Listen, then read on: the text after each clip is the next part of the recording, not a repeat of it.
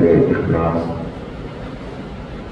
مرشد مولانا مخزوم الصلاح علیہ السلام حضرت شیخ ابو سعید صفی اطال اللہ ذکرہ علیہ سابقہ علماء کرام معزز حاضرین فضل اسلامی رشتے کی ماں و بہنوں السلام علیکم ورحمۃ اللہ وبرکاتہ۔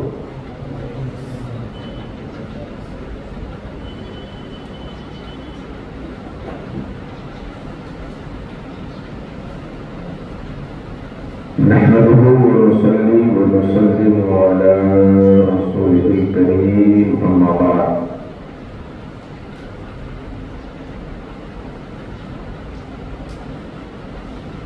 أعوذ بالله من الشيطان الرجيم بسم الله الرحمن الرحيم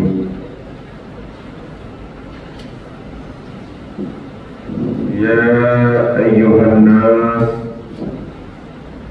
إنا خلقناكم من ذكر وأنثى وجعلناكم شعوبا وقبائل لتعارفوا إن أكرمكم عند الله أتقاكم إن الله عليم خبير۔ وقال رسول الله صلى الله تعالى عليه وسلم ولا تحاسدوا ولا تباغضوا ولا تناجشوا ولا تحسسوا وكونوا عباد الله إخوانا۔ صدق الله وصدق رسول الله ونحن على ذلك لمن الشاهدين والحمد لله رب العالمين۔ سب سے پہلے انتہائی خلوص و محبت اور عقیدت و احترام کے ساتھ اپنے آقا تاجدار انبیاء فخر کائنات ارواحنا فدا جناب محمد رسول اللہ صلی اللہ تعالی علیہ وسلم کی مقدس بارگاہ میں ہدیہ درود پاک پیش کرنے کی سعادت حاصل کریں۔ اللہم صلی علی سیدنا شفیعنا حبیبنا مولانا محمد وعلی آل سیدنا مولانا محمد بارک وسلم صلاة تبقى وتدوم بدوام الملك الحي القيوم۔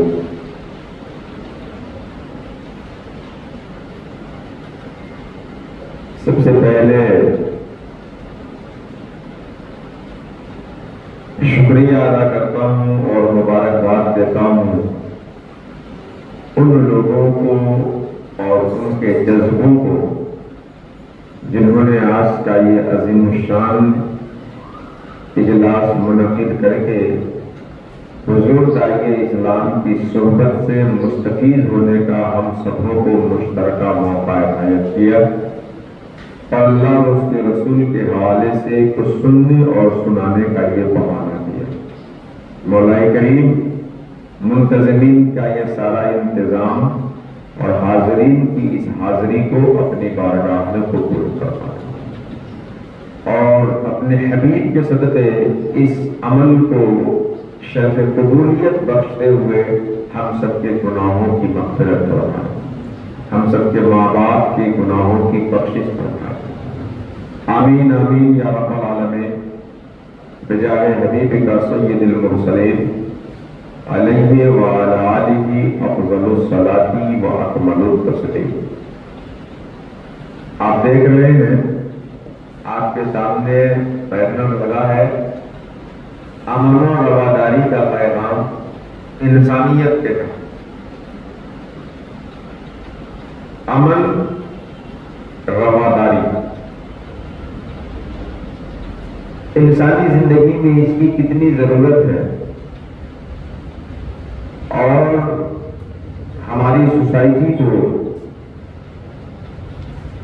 کس قدر پرامن ہونا چاہیے، اور امن ہونا چاہیے تو امن کے قیام کے بنیادی تقاضے کیا ہیں، ہم اپنی سوسائٹی میں امن کو مضبوط اور مستحکم کیسے کریں۔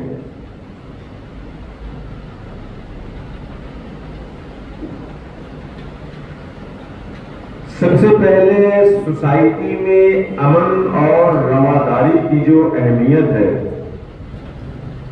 آپ اس کا ایک اندازہ لگائیں۔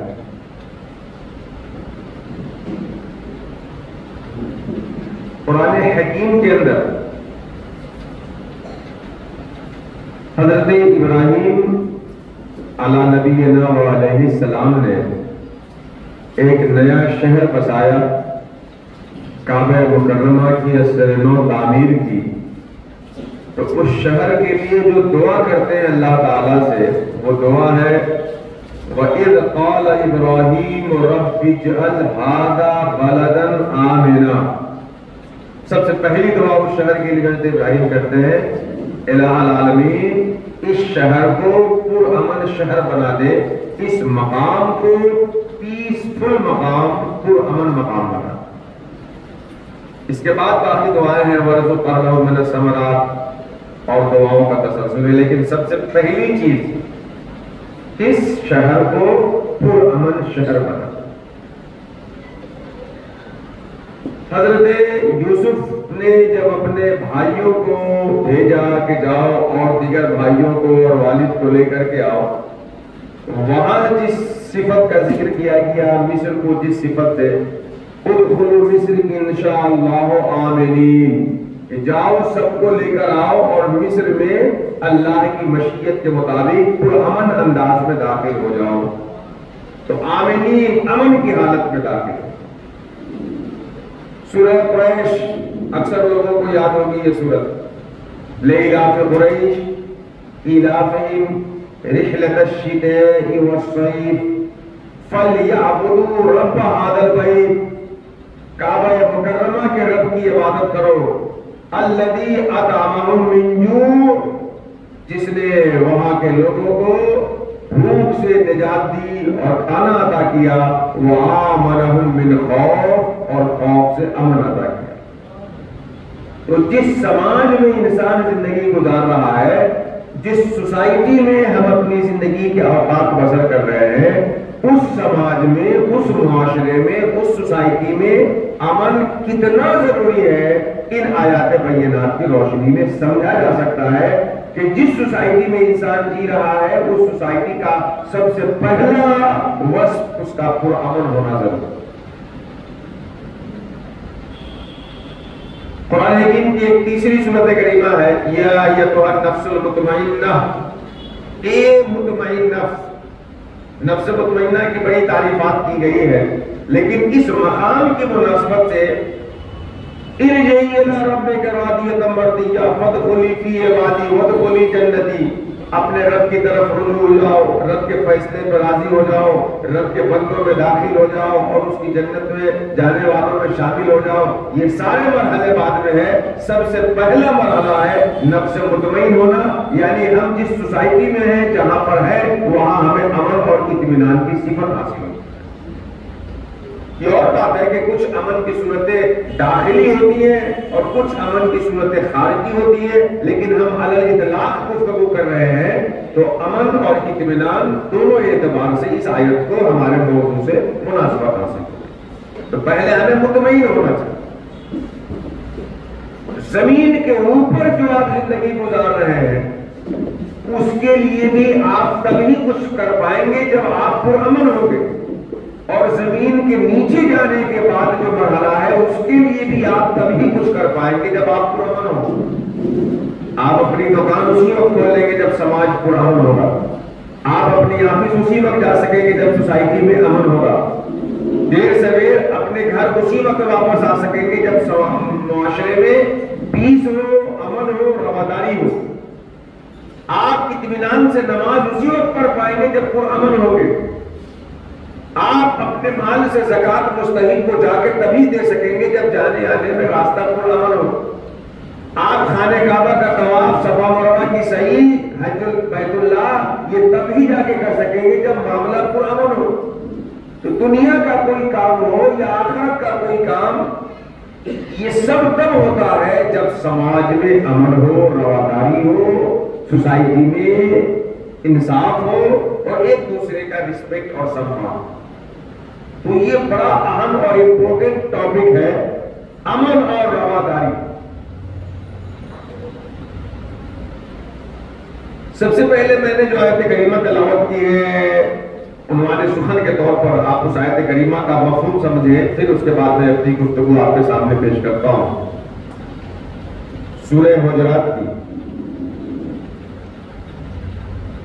آیت کریمہ ہے. اللہ سبحانہ و تعالیٰ فرماتا ہے یا ایھا الناس، اے لوگوں، انا خلقناکم من ذکر و انثی، ہم نے تمہیں ایک مرد و عورت سے بنایا ہے. یہاں قرآن کا انداز خطاب اور اسلوب گفتگو آپ نظر میں لائیے. اللہ سبحانہ و تعالیٰ کہیں خاص مومنوں کو کچھ کہتا ہے تو یا ایھا الذین آمنوا کہہ کے ان سے مخاطب ہوتا ہے. اللہ سبحانہ و تعالیٰ جب خاص کافروں سے کچھ کہتا ہے تو قل یا ایھا الکافرون اس طرح کہہ کے ان سے خطاب کرتا ہے. منافقوں سے جب کچھ کہتا ہے تب ان کی صفت کے ساتھ گفتگو کرتا ہے. لیکن جب یا ایھا الناس کہہ کر کے اللہ خطاب کرتا ہے تو اس میں مومن، کافر، فاسق، طاعت کرنے والے، نیک، بد سب شامل ہوتے ہیں. بحیثیت انسان، انسانی نوع کے جتنے افراد ہوتے ہیں سب اس میں داخل ہوتے ہیں. یا ایھا الناس، اے لوگوں، اے انسانوں، انا خلقناکم من ذکر و انثی، ہم نے تم سب کو ایک مرد و عورت سے بنایا ہے. ایک مرد حضرت آدم اور عورت حضرت حوا. پوری انسانی برادری ایک مرد و عورت حضرت آدم و حوا سے اللہ نے وجود بخشا. وجعلناکم شعوبا و قبائل، ایک مرد و عورت سے پیدا کرنے کے بعد ہم نے تم میں خاندان اور قبیلے کا نظام قائم کیا. قبیلوں میں بانٹا، خاندانی نظام میں اور سسٹم میں تمہیں ہم نے، فیملی سسٹم میں تمہیں ہم نے ڈیوائڈ کیا، بانٹا، تقسیم کیا. اور اس کا مقصد کیا ہے؟ لتعارفوا، تاکہ تم ایک دوسرے سے پہچانے جاؤ. کسی کی پیشانی کو چوڑی کر دیا، کسی کا رنگ گورا کر دیا، کسی کی ناک اونچی کر دی، کسی کے چہرے کی حیت ایسی کر دی، کسی کے بال لمبے کر دیے، کسی کے گھنگرو والے کر دیے، کسی کو لمبا بنا دیا، کسی کو ناٹا بنا دیا، کوئی موٹا ہو گیا، کوئی چھوٹا ہو گیا. یہ ساری تقسیمات کس لیے ہے؟ لتعارفوا، تاکہ تم ایک دوسرے سے الگ ہو جاؤ، ممتاز ہو جاؤ، پہچانا جائے. زید بولے تو بکر نہ سمجھ میں آئے اور بکر بولے تو خالد سمجھ میں نہ آئے، پہچانا جا سکے. اور سن لو غور سے، ان اکرمکم عند اللہ اتقاکم، تم میں سے اللہ کے نزدیک عزت والا، کرامت والا، بزرگی والا، شرافت والا وہ انسان ہے جو سب سے زیادہ اللہ سے ڈرنے والا. ان اکرمکم عند اللہ اتقاکم، تم میں سب سے زیادہ معزز اللہ کے نزدیک وہ ہے جو اللہ سے ڈرنے والا ہے. ان اللہ علیم خبیر، تم جو کچھ کر رہے ہو اور جو کچھ کہہ رہے ہو اللہ اس کو جاننے والا ہے، اللہ اسے. اس آیت کریمہ میں اللہ سبحانہ و تعالی نے رواداری کو کتنی مضبوط بنیادوں پہ انسانی سماج میں مستحکم فرمایا کہ پوری انسانی برادری کو مخاطب کر کے کہتا ہے کہ میں نے سارے انسانوں کو ایک مرد و عورت سے پیدا کیا. سارے انسانوں کو ایک مرد و عورت سے پیدا کیا. کبھی کبھی ایسا ہوتا ہے کہ بنانے والا الگ ہو تو را مٹیریل ایک ہونے کے باوجود چیز الگ ہو جائے. اور کبھی کبھی ایسا ہوتا ہے کہ بنانے والا ایک ہے مگر را مٹیریل چینج ہو جانے کی وجہ سے چیز الگ الگ ہو جاتی. کبھی بنانے والا الگ ہوا، را مٹیریل ایک، چیز الگ ہو گئی.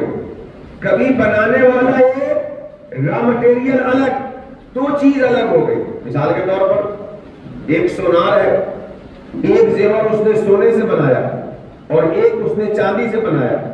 بنانے والا ایک ہے مگر جس سے بنایا وہ الگ الگ ہو گیا. تو اب جو زیور بنے گا وہ الگ الگ حیثیت کی ہو جائے گی. اور کبھی یہ ہوگا کہ سونے ہی سے بنا ہے لیکن ایک کو بنانے والا دوسرا سونار ہے جس کی کاریگری بڑی اچھی ہے، اور اسی سونے سے زیور بنانے والا ایک دوسرا سونار ہے جس کی کاریگری اس سے کم ہے. تو یہاں را مٹیریل ایک ہے، بنانے والا الگ الگ ہو. پہلی صورت میں بنانے والا ایک تھا، را مٹیریل الگ الگ ہو گیا. تو فرق جو ہوتا ہے یا تو بنانے والا الگ ہے اس لیے، یا جس سے بنایا ہے وہ الگ ہے اس لیے. اس آیت میں اللہ سبحانہ و تعالیٰ نے فرمایا اے لوگوں، ہم نے تمام انسانوں کو ایک مرد و عورت سے بنایا. تو بنانے والا خالق ایک ہے اور جس مرد و عورت سے بنایا وہ مرد و عورت سارے انسانوں کے حق میں ایک ہے. تو اب آپس میں کوئی فرق نہیں ہوگا اس بناوٹ کے. بنانے والا بھی ایک اور جس سے بنایا مرد و عورت سے وہ مرد و عورت بھی ایک. اب سارے انسان ایک ماں باپ سے پیدا ہوئے اور ایک خالق کی مخلوق ہے. کتنا مضبوط رشتہ قائم کرتا ہے اللہ کا یہ کلام لوگوں کو لوگوں سے. ایک باپ کی دو اولاد میں رواداری ہوتی ہے کیونکہ ہم دونوں کے باپ ہیں. مجلس میں سارے لوگ ایک کلر کے ہوں اور دو آدمی اس سے ہٹ کر کے الگ کلر رکھنے والا ہو تو ان دونوں میں رواداری ہونے لگتی ہے کہ یار ہم لوگ ایک طرح کے ہیں. سارے لوگ کسی ایک بولی کو بولنے والے ہوں اور اس میں سے دو آدمی کی الگ بولی ہو تو ان میں رواداری ہونے لگتی ہے کہ ہم دونوں ایک طرح کے ہیں. تو یہ پوری انسانی برادری جب ایک اللہ کی بنائی ہوئی ہے اور ایک آدم اور حوا سے آدم سے وجود میں آنے والی ہے تو اس میں اگر رواداری نہیں ہوتی ہے تو خود انسان اپنے پہلے سبق کو بھول چکا ہے اور انسان اپنے پہلے سبجیکٹ میں وہ فیل ہو رہا ہے کیونکہ وہ اللہ کا بنایا ہوا ہے اور ایک ماں باپ سے پیدا ہوا. اس آیت کریمہ میں اللہ تعالیٰ نے رواداری کے اوپر جو توجہ دلائی انسان کی وہ چیز قابل اتفاق اور لائق توجہ. یا ایھا الناس انا خلقناکم من ذکر و انثی، ہم نے ایک مرد و عورت سے تمہیں بنایا ہے اور پھر تمہیں خاندان اور قبیلوں میں بانٹا تاکہ تم پہچانے جاؤ اللہ کے نزدیک وہی عزت والا ہے جو اللہ سے ڈرنے والا ہے.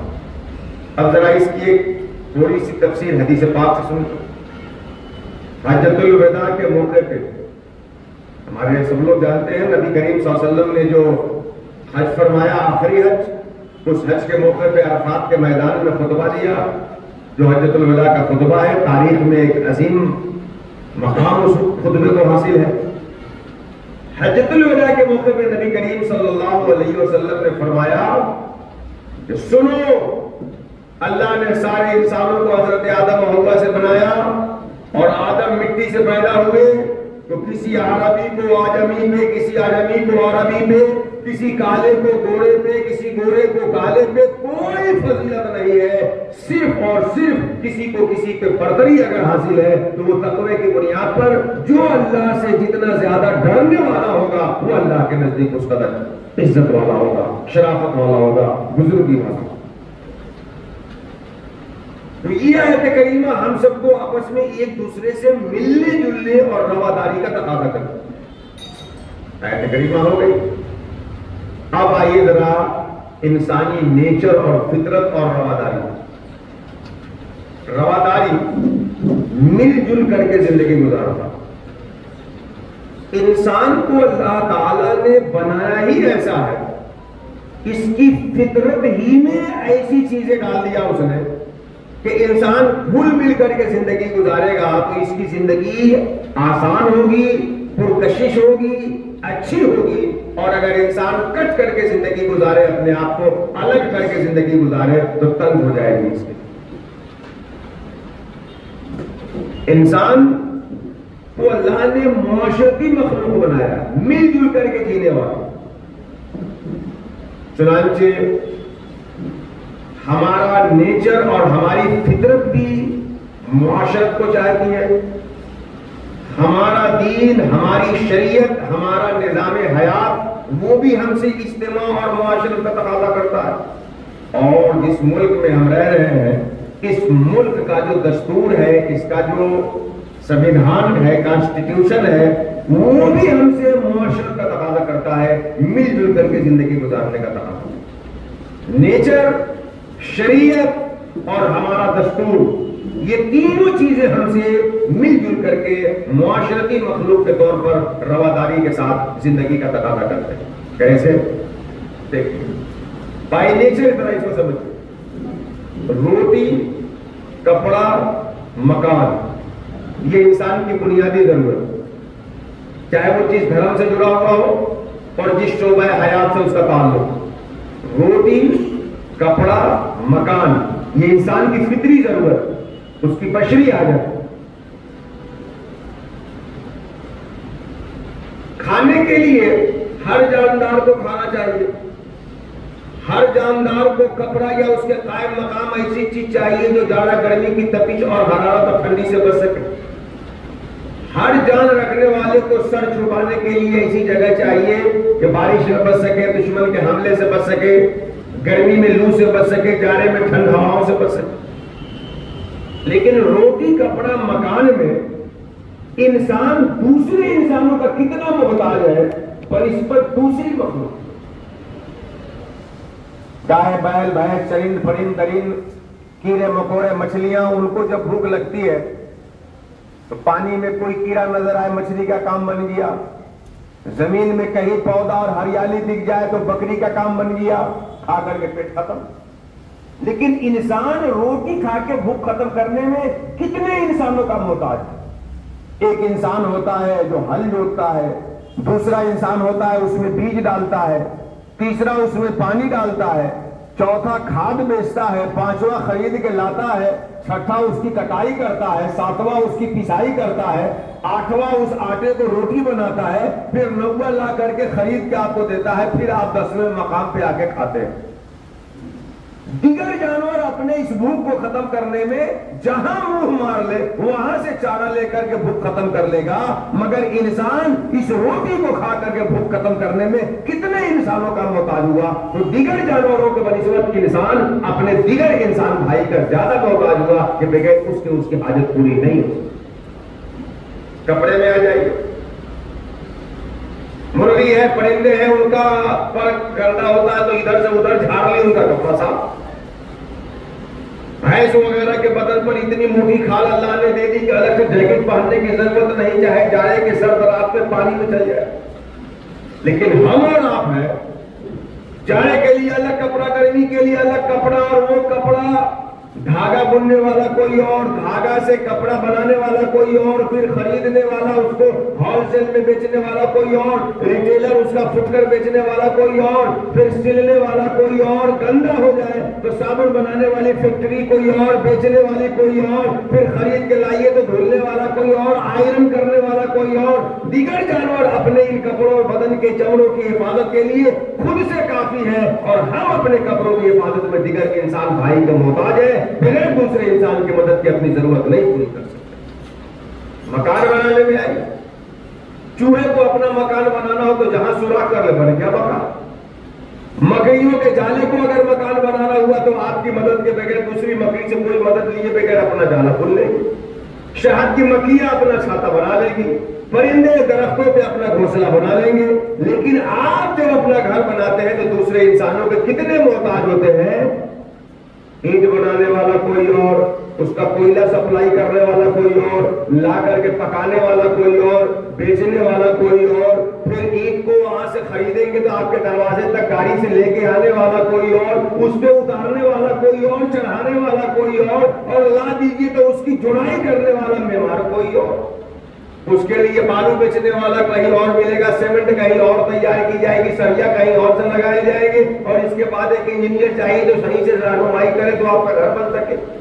دیگر جانور اپنے گھونسلے اور اپنے مکان کو بنانے میں دوسرے جانوروں کا محتاج نہیں، مگر انسان اپنی اس بنیادی ضرورت میں دوسرے انسان بھائی کا محتاج ہے۔ تو بائی نیچر آپ اپنے بشری تقاضوں میں بھی دوسرے انسانوں سے ہٹ کر کے زندگی گزاریں گے تو آپ کی زندگی ادھوری ہوگی، ناقص ہوگی، نامکمل ہوگی، اور دوسرے انسانوں سے مل کے زندگی گزاریں گے تو زندگی کامیاب ہو جائے گی، آسان ہو جائے گی، بامراد ہو جائے گی۔ یہ نیچر کے اعتبار سے ہم معاشرت چاہیے، شریعت کے اعتبار سے سورہ فاتحہ اکثر لوگوں کو یاد ہوگی، الحمدللہ رب العالمین، الحمدللہ رب العالمین، الرحمن الرحیم، تمام تعریف اللہ کے لیے ہے جو عالمین کا رب ہے، رحمان ہے، رحیم ہے۔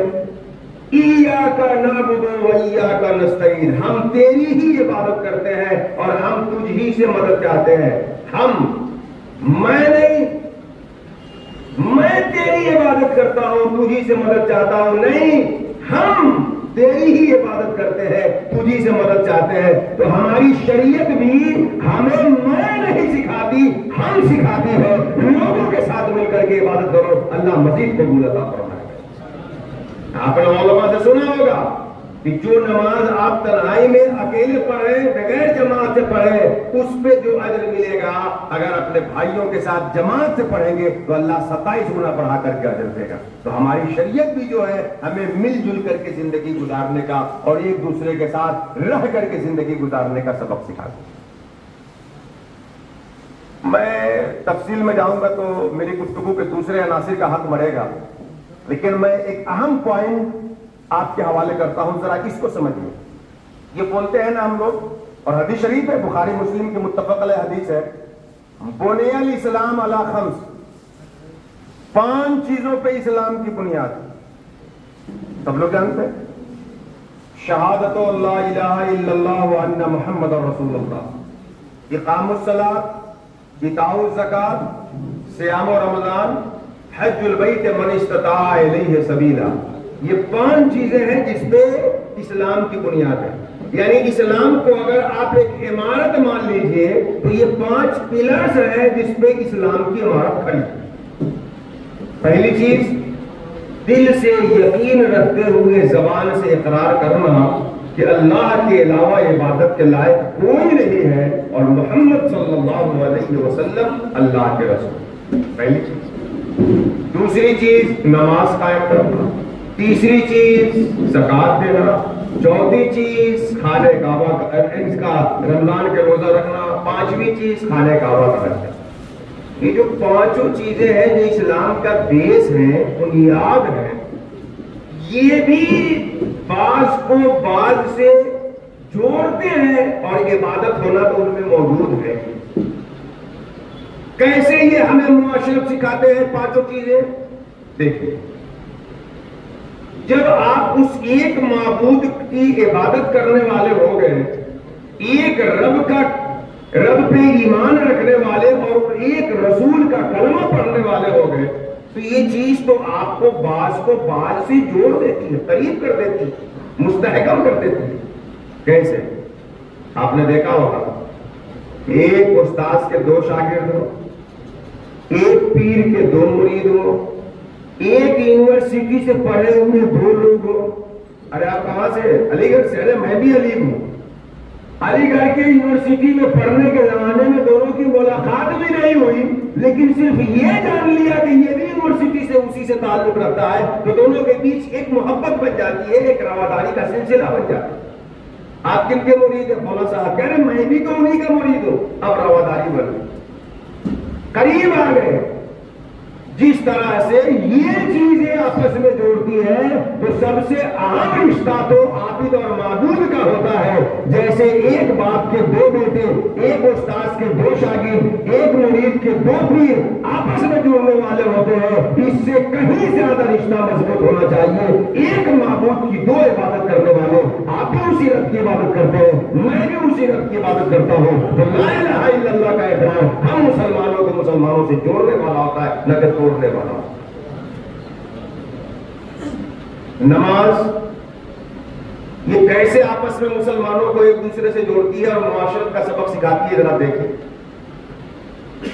2 رکعت کے لیے امام صاحب کے پیچھے اقلیت باندھ کے کھڑے ہو گئے، جب تک امام صاحب رکوع میں نہیں جائیں گے کوئی رکوع میں نہیں جا رہا ہے، اور جب تک امام صاحب رکوع سے سر نہیں اٹھائیں گے کوئی نہیں اٹھا رہا ہے، امام صاحب سجدے میں نہیں جائے تب تک کوئی نہیں جا رہا ہے، اور جب تک سجدے سے سر نہ اٹھائے کوئی نہیں اٹھا رہا ہے۔ یہ کیا سکھاتی ہے نماز ہمیں؟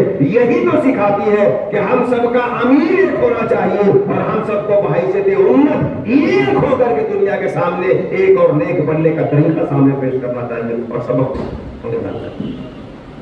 اس کے بعد زکوٰۃ، آپ لوگ تو زکوٰۃ نکالتے ہیں، اور جس کو آپ نے زکوٰۃ دی ہے اس کا تعلق آپ سے کیسا رہتا ہے میری تقریر سے زیادہ آپ اس کو عملی طور پہ سمجھتے ہیں۔ ایک مال لے رکھنے والا جب کسی حاجت مند کو اپنی زکوٰۃ کی رقم نکال کے دیتا ہے تو جہاں عبادت کا معنی ہے اس کا دل بخل سے صاف ہوا، مال عیب سے پاک ہوا، وہیں دینے والا اور لینے والے کا دل بھی ایک دوسرے سے جڑ جاتا ہے، بندھ جاتا ہے۔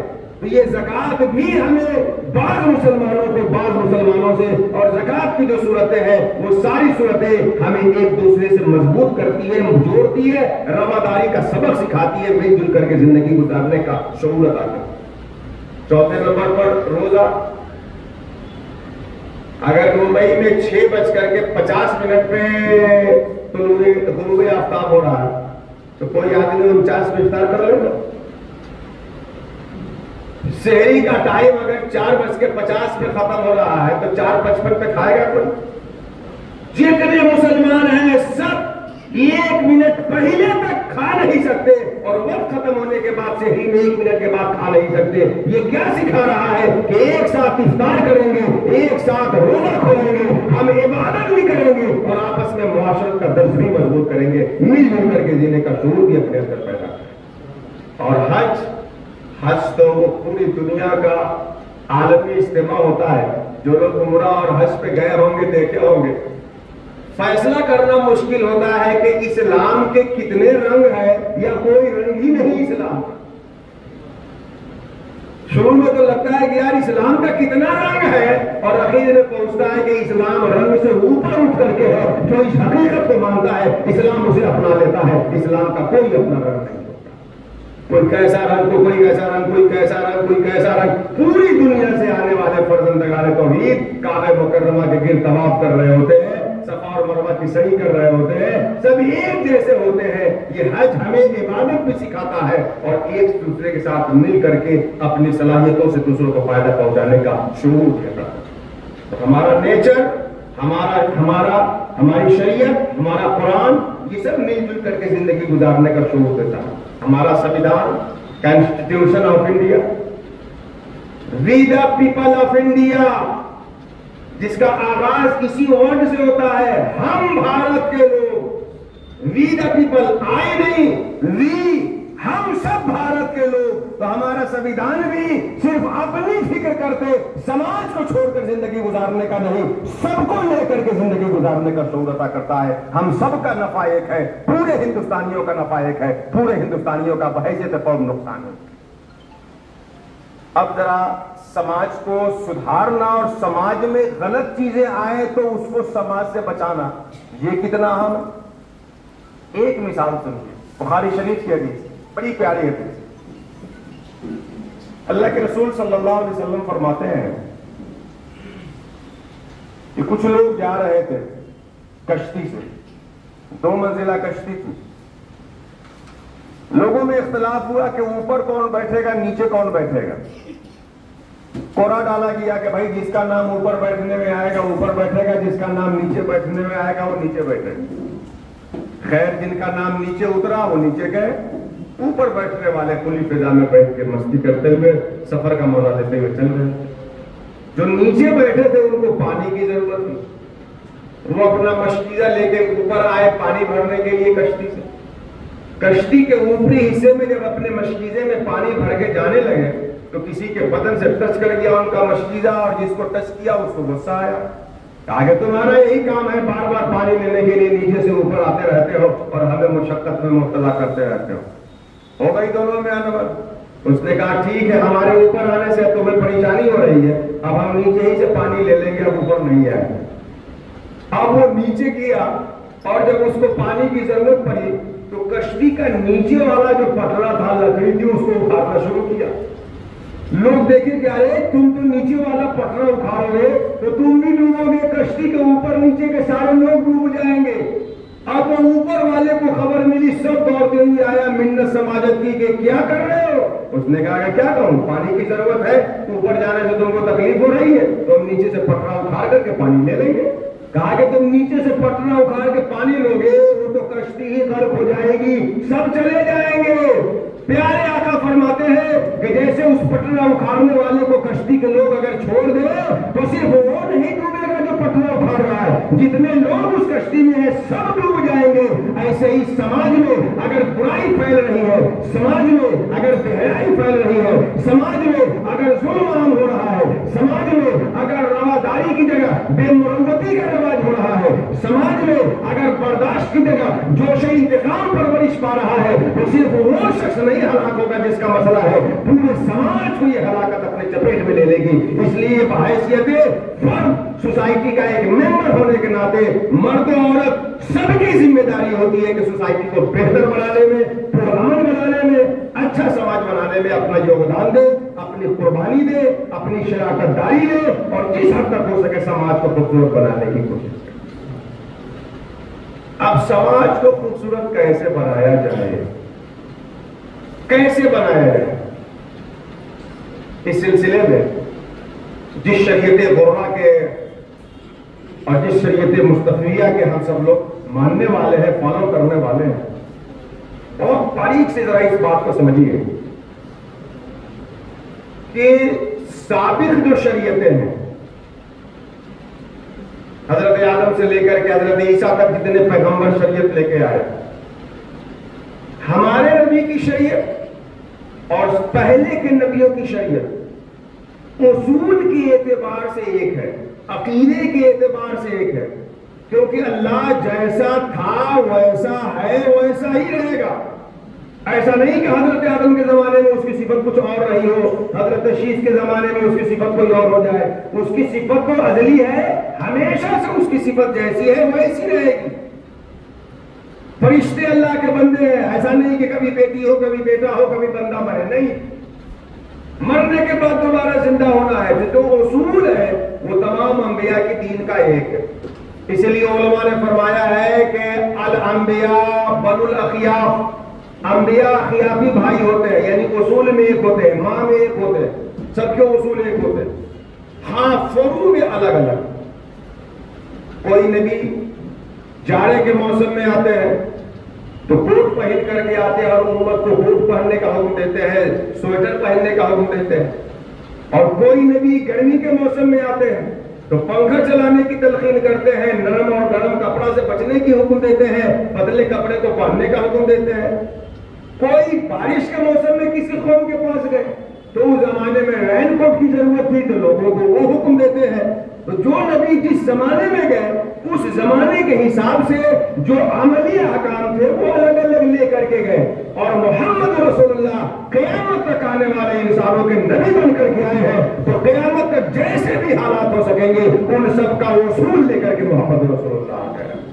اسی لیے شریعت اسلامیہ میں ہر زمانے کے اعتبار سے لچک ہے. یہ ہماری شریعت کاملہ ہے, حلال و حرام کے سارے مسئلے بھی اس میں موجود اور قیامت تک ہر موڑ پہ اس پہ عمل کی گنجائش بھی موجود. ہمارا دین مکمل ہے, اور مکمل ہونے کا مطلب ایک تو یہ کہ سارے احکام اس کے بیان کر دیے گئے اصول کے اعتبار سے.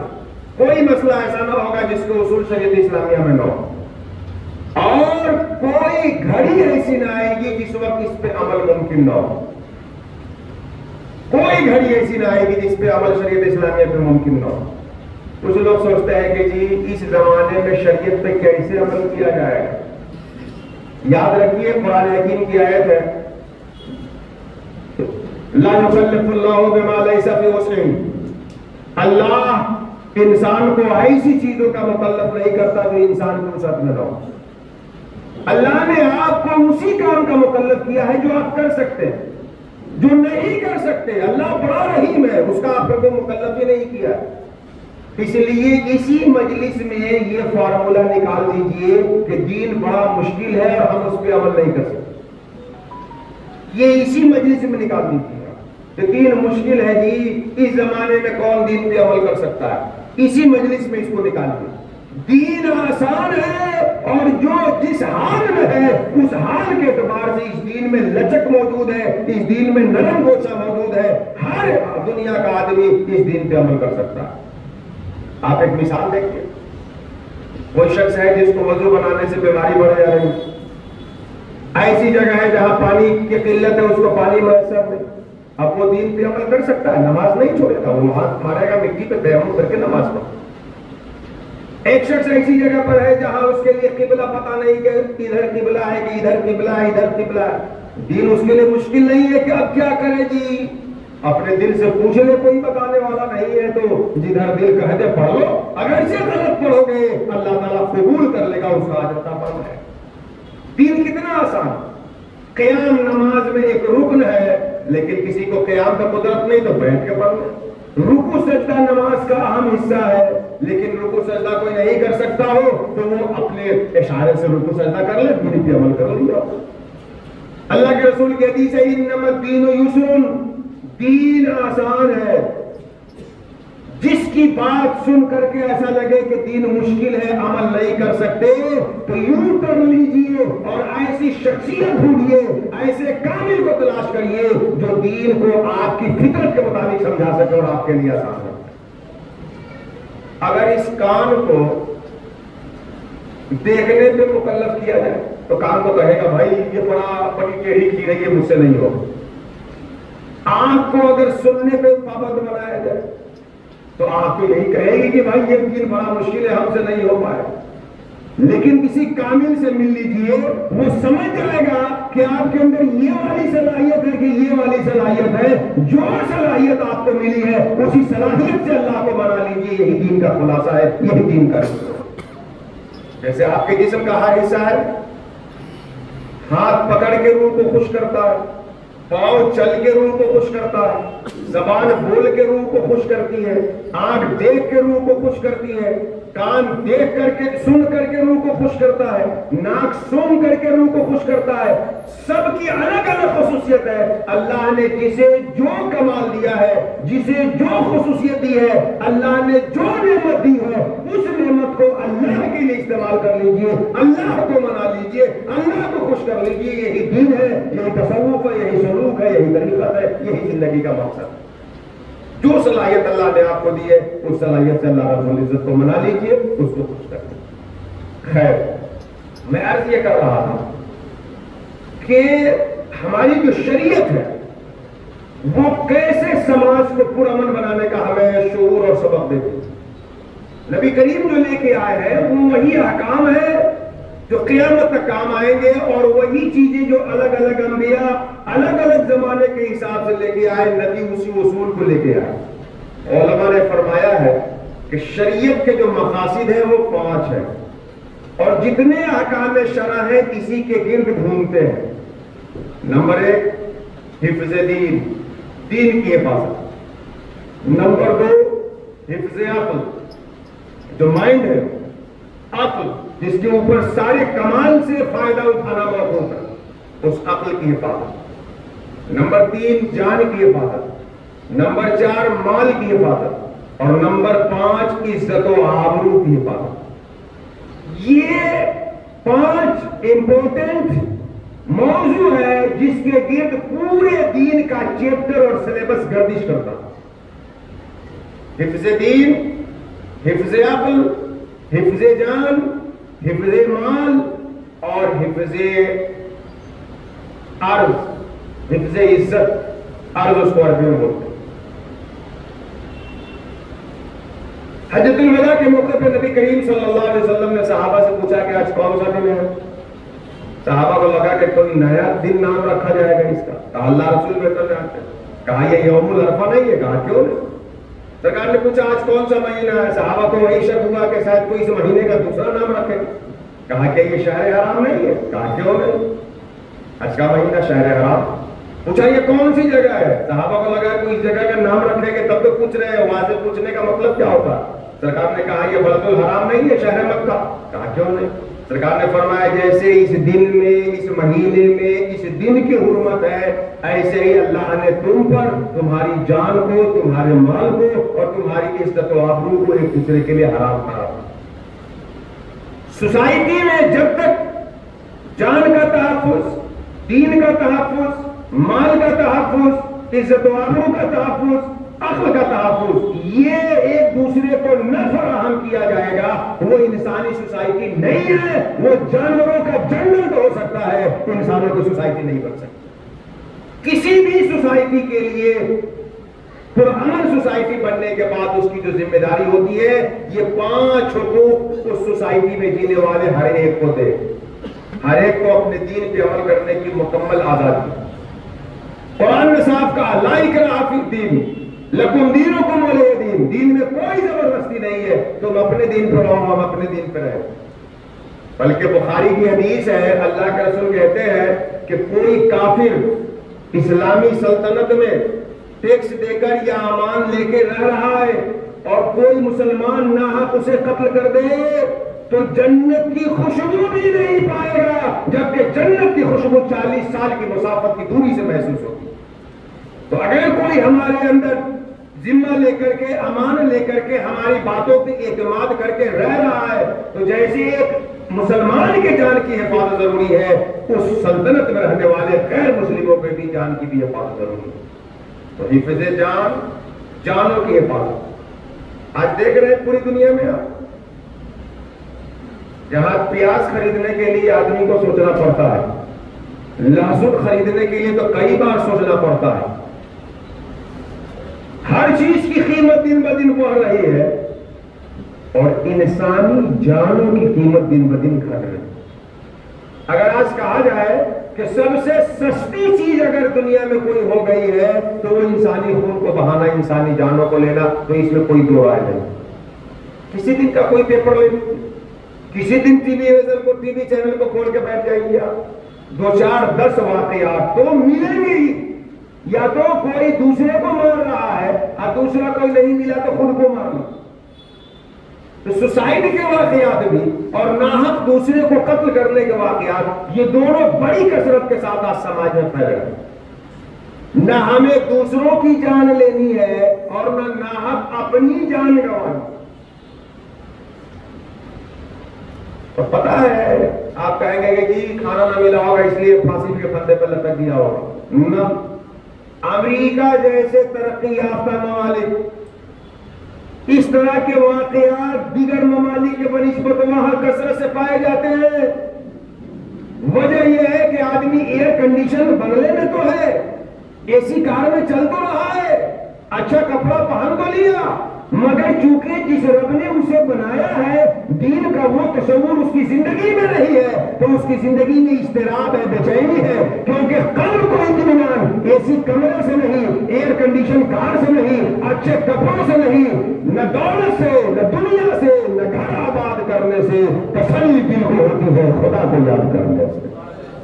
تو آج جو جانوں کی ناقدری ہے، شریعت کا سب سے پہلا مقصد جو ہے وہ انسانی جانوں کا تحفظ۔ اسی کے لیے کہا گیا ہے کہ ناحق کسی ایک آدمی کو قتل کرنا پوری انسانیت کو قتل کرنا، اور کسی ایک کو آپ زندگی باقی رکھنے کا سبب بن جائے تو گویا کہ آپ نے پوری انسانیت کو زندہ رکھ دیا۔ جان کا تحفظ، مال کا تحفظ، مال کی حفاظت، چوری اسی لیے حرام، رشوت اسی لیے حرام، سود اسی لیے حرام تاکہ ہر آدمی کا مال اپنا محفوظ رہے۔ اس کے بعد عقل کا تحفظ، نشہ کی چیزوں کو اسی لیے حرام قرار دیا گیا، کل مسکر حرام، جو چیز آپ کے قوت فیصلہ پہ اثر ڈالے اس نشہ لانے والی ساری چیزوں کو شریعت میں حرام کہیں گے۔ آج بڑا افسوس ہوتا ہے خاص طور پہ ممبئی جیسے عظیم شہر میں کہ سب سے زیادہ ہمارے نوجوان نشہ کا عادی بنتا جا رہا، جن کی شریعت میں سب سے زیادہ اس کو کنڈم کیا گیا، اس کو رد کیا گیا۔ تو ہم اپنے سماج سے منشیات کے فروغ کو روکے، نشہ آور چیزوں پہ حکومت کی بھی مدد کرے اور ان سے کہے کہ ایسا قانون بنا کر کے لائیے کہ سماج سے منشیات کا خاتمہ ہو سکے، ہماری نوجوان اور ہماری نسل میں نشہ اور عقل کو برباد کرنے والی چیزیں کبھی نہ آ سکیں۔ عقل کی حفاظت کے لیے منشیات کو حرام کیا، اس کے بعد دین کی حفاظت، دین میں ہر ایک کو اپنا اپنا دین اختیار کرنے کا حق ہے۔ پانچواں حق تھا عزت و آبرو کی حفاظت، عزت و آبرو کی حفاظت۔ یہ جو بات آئی آپسی رواداری، ایک دوسرے کی بات کو سہنا، یہ کب آیا؟ جب آپ دوسرے کو اپنے سے بہتر جانیں گے، ورنہ تقریر سن کر کے لطف اندوز ہو جائیں گے اور ہم تقریر کر کے بھی فارغ پڑی ذمہ ہو جائیں گے، سماج میں یہ چیز جڑ نہیں پکڑے گی جب تک یہ چیز نہیں آئے گی۔ آپ جس کسی کو دیکھیں اپنے سے بہتر جانیں، جس کسی کو دیکھیں اپنے سے بہتر جانیں، یہ چیز جب آپ کے اندر آئے گی تو اب رواداری کا وہاں سے سلسلہ شروع ہوگا۔ ظاہر سی بات ہے، آپ سامنے والے کو جب اپنے سے بہتر سمجھیں گے، اس کی بات سمجھ میں نہیں آئے گی تو اس کی تعبیر کریں گے کہ یار وہ حضرت کا قول ہے نا، اس کا یہ معنی ہوگا تم سمجھ نہیں پائے۔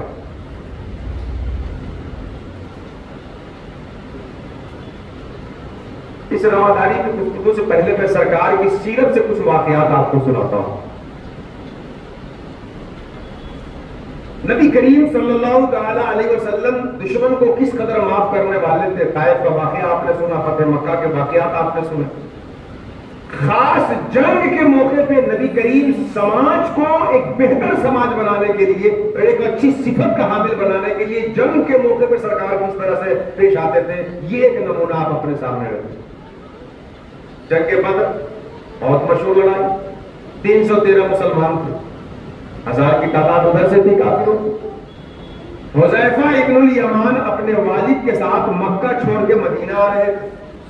اسی بیچ مکہ کے لوگ جو بدر میں لڑنے آ رہے تھے، کفار مکہ نے حذیفہ اور ان کے والد کو پکڑ لیا اور کہا کہ نہ، ہم تو تم کو مدینہ نہیں جانے دیں گے، کیونکہ تم جاؤ گے تو محمد رسول اللہ صلی اللہ علیہ وسلم کی طاقت بڑھاؤ گے اور ان کی طرف سے لڑنے آؤ گے میرے خلاف، اس لیے ہم نہ جانے دیں گے۔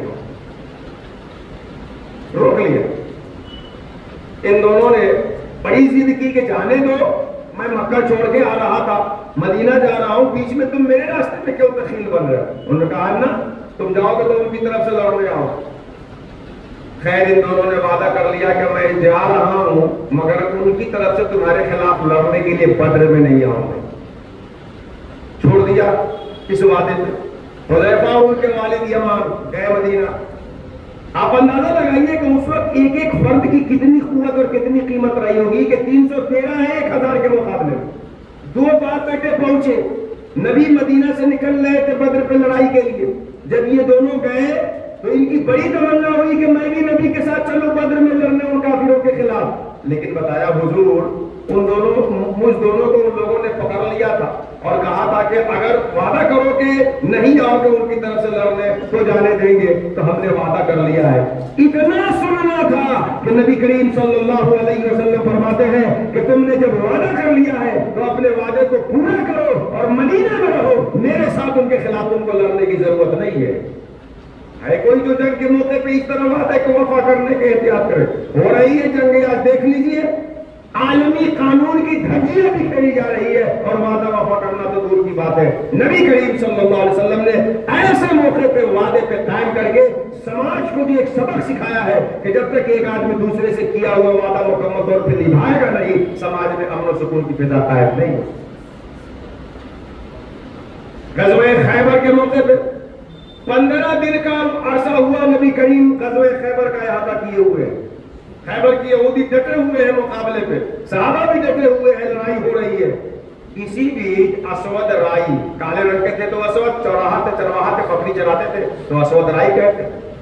انہوں نے سن رکھا تھا کہ مسلمانوں کے پیغمبر وہ ہیں جن کو آخری نبی کی علامتیں پائی جاتی ہیں جن میں۔ اس نے ایک دن بکری ہانکتے بکری چرانے کے بہانے پوچھتے کہ کہاں ہے نبی، سرکار کے پاس پہنچا۔ جیسے ہی نبی کریم صلی اللہ علیہ وسلم کے پاس پہنچا، کہا کہ آپ کن چیزوں کا حکم دیتے ہیں؟ سرکار نے فرمایا ہے خدا کی عبادت کا حکم دیتا ہوں اور ان برائیوں سے روکتا ہوں۔ یہ باتوں کا اثر اس چرواہے کے دل پہ اتنا ہوا کہ وہ مسلمان ہو گیا۔ کہا یا رسول اللہ یہ خیبر کے یہودی جو آپ سے لڑ رہے ہیں، جن کا آپ محاصرہ کیے ہیں، یہ ان کی ساری بکریاں ہیں، اس کو ذبح کر دیجئے، اور جتنے آپ کے فوجی ہیں جو نہیں کھانا کھا پائے ہیں کئی دن سے، سب کو کھلا دیجئے۔ آپ اندازہ لگائیے، ایسے موقع پہ نبی کریم نے فرمایا اللہ خیانت کو پسند نہیں فرماتا، تم جاؤ اور پہلے خیبر کے یہودیوں کو ان کی بکری واپس کرو، پھر میرے پاس آنا۔ نبی نے حکم دیا، اسود رائی گئے اور خیبر کے یہودیوں کو بکری لوٹائی، پھر اکیلے آ کے مسلمانوں کی طرف سے لڑتے شہید ہو گئے۔ جنگ کے موقع پہ محمد رسول اللہ نے سوسائٹی کو خیانت سے بچنے کے لیے، وعدہ وفا کرنے کے لیے کتنا حسین سبق سکھایا ہے۔ یہ چیز اگر سماج میں آ جاتی ہے تو سماج تو ہمارا پیسفل سماج ہے۔ اپنی گفتگو سمیٹتا ہوں۔ نبی کریم صلی اللہ علیہ وسلم کی 63 سالہ زندگی ہے، حیات ہے، سب لوگ جانتے ہیں۔ 40 سال سرکار کی زندگی اعلان نبوت سے پہلے کی ہے اور 23 سال اعلان نبوت کے بعد کی۔ 40 سال جو زندگی اعلان نبوت کے بعد کی کیا تھی، سرکار سماج میں کیا کرتے تھے، یہ اگر آپ سیکھ لیں تو سماج کو کیسے آپ عزت والا سماج اور پیسفل سماج، پرامن سماج، اور سماج میں آپ کی عزت کیسے ہوگی، یہ آپ کو سمجھ میں آ جائے گا۔ سب سے پہلی وحی جب آئی سرکار پہ تو سرکار گھبرائے ہوئے اپنے گھر پہنچے، بیوی خدیجہ سے کہا ذرا چادر اڑا۔ حضرت خدیجہ نے چادر اڑائی۔ کچھ دیر کے بعد جب سرکار کا افاقہ ہوا تو سرکار کہتے ہیں لقد خشیت علی نفسی، خدیجہ میری زندگی میں نیا موڑ آیا، کوئی بڑی ذمہ داری ملے گی لگتا ہے، مجھے ڈر ہے کہ اس کے حقوق ادا کر پاؤں گا کہ نہیں۔ حضرت خدیجہ کہتی ہے کہ کلا، آپ کو ڈرنے کی کوئی ضرورت نہیں، اللہ آپ کو کبھی رسوا نہیں کرے گا۔ حضرت خدیجہ کہتی ہے انک لتصل الرحم، آپ تو لوگوں کے ساتھ صلہ رحمی کرتے ہیں، تقری ضعیف، مہمانوں کی مہمان نوازی کرتے ہیں، تعین علی نوائب الحق، لوگوں کو اللہ کی جانب سے جو مصیبتیں آتی ہیں اس پہ ان کی مدد کرتے ہیں، تحمل الکل، لوگوں کے لیے بوجھ اٹھاتے ہیں، تکسب المعدوم، جنہیں ضرورت کی چیز نہیں ہوتی انہیں ضرورت کی چیز ادا کرتے ہیں۔ تو یہ خصلت تھی ہمارے نبی کی جب آپ نے نبی ہونے کا اعلان بھی نہیں فرمایا تھا۔ آج کچھ لوگ سوچتے ہیں کہ ہم کوئی پیر صاحب ہے کیا جو سماج سدھار کے لیے کچھ کام کرے، ہم کوئی مفتی صاحب ہے کیا جو کوئی کام کرے۔ ہمارے نبی نے ایک سوسائٹی کا سمپل ممبر ہونے کے ناطے جو زندگی گزاری وہ اس طرح گزاری کہ سماج کے لیے مفید بخش تھے، فائدہ مند تھے۔ ہمیں بھی اپنی سوسائٹی کے لیے فائدہ مند ہونا چاہیے۔ آپ جس سوسائٹی کے لیے فائدہ مند بن جائیں گے لوگ آپ کو اپنی نگاہوں کا تارا بنائیں گے۔ ہماری ٹوپی سے بھلے نفرت ہو لیکن جب آپ سماج کو نفع دینے والے ہو جائیں گے تو ٹوپی اچھی نہیں لگے گی مگر آپ اچھے لگیں گے۔ ہماری داڑھی بھلے کسی کو اچھی نہ لگے لیکن مصیبت میں آپ اس کے ساتھ کھڑے ہو جائیے، بھلے ہماری تہذیب اس کو کھلے لیکن ہماری ذات اس کو محفوظ ہو جائے گی، پھر ہم سے قریب ہو کے ہمارے سے قریب ہو جائے گا۔ اگر اچھا ڈاکٹر کوئی مسلم ہو اور اس علاقے میں دوسرے ڈاکٹر اس طرح کے نہ ہو تو کیا غیر مسلم علاج کرانے نہیں آئے؟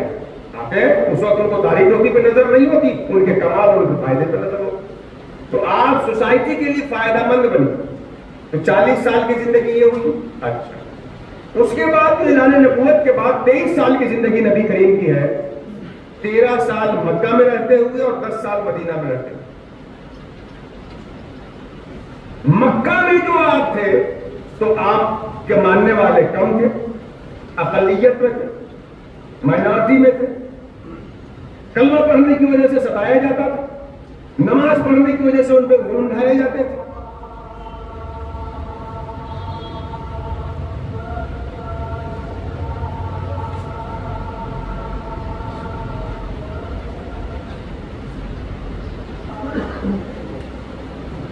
تیرہ سال مدینہ منورہ میں مسلمان اقلیت میں تھے، مدینہ سے مکہ میں اور پھر مدینہ منورہ جب ہجرت کر کے گئے 10 سال تو وہاں ان کی اکثریت ہوئی، حکومت بنی، اسلامی ریاست کا قیام ہوا۔ اگر مسلمان کہیں غالب ہیں، ان کی اکثریت ہے، ان کے پاس طاقت ہے تو ان کو رسول اللہ کی اس 10 سالہ مدنی زندگی کو سامنے رکھتے ہوئے عدل و انصاف کے ساتھ حکومت کرنا چاہیے اور ہر ایک کے ساتھ مساوات کا معاملہ کرنا چاہیے۔ اور اگر مسلمان دنیا کے کسی ملک میں، کسی حصے میں، کسی کونے میں، کسی خطے میں کم ہے، مغلوب ہے، دوسروں کے بیچ ہے، 32 दांत के बीच जबान की तरह है, तो उन्हें रसूलुल्लाह की 13 साला मक्की जिंदगी को अपने सामने रखना चाहिए। मोहम्मद रसूलुल्लाह की जिंदगी को अपने मानने वालों को हर मोड़ पे रहनुमाई करती है कि गालिब हो तो मदनी जिंदगी को रोल मॉडल बनाओ, और मगलूब और कमजोर हो तो मक्की जिंदगी को रोल मॉडल मान के सब और इस्तिकलाल के साथ जिंदगी गुजारते हुए नजर आता है। तो हमें परेशान होने की जरूरत नहीं। हाँ, जिस तरह पतंग अपने धागे से कट जाए तो उसकी हैसियत नहीं रह जाए, पत्ता जब अपनी जड़ से उखड़ जाए तो हवा जिधर चाहती है उधर लेके चली जाती है। हम अगर सीरत से, सुन्नत से, किताब से, कुरान से जमे रहेंगे तो इंशाअल्लाह रहमान हालात के बाद फिर अल्लाह दूसरे हालात को लाएगा और हमें अपने सब्र की बुनियाद पर हमें अच्छा अंजाम अता फरमाएगा। लेकिन किताब से कट गए, सीरत से कट गए, सुन्नत से कट गए तो वो जमाने में मुअज़्ज़ज़ थे मुसलमान होकर हम खार हुए तारीख़ क़ुरा होकर कि मोहम्मद से वफा तूने तो हम तेरे हैं, ये जहां चीज है क्या लौह कलम तेरे हैं। वमा अलैना इल्लल बलागुल मुबीन। अस्सलामु अलैकुम व रहमतुल्लाहि व बरकातुहू।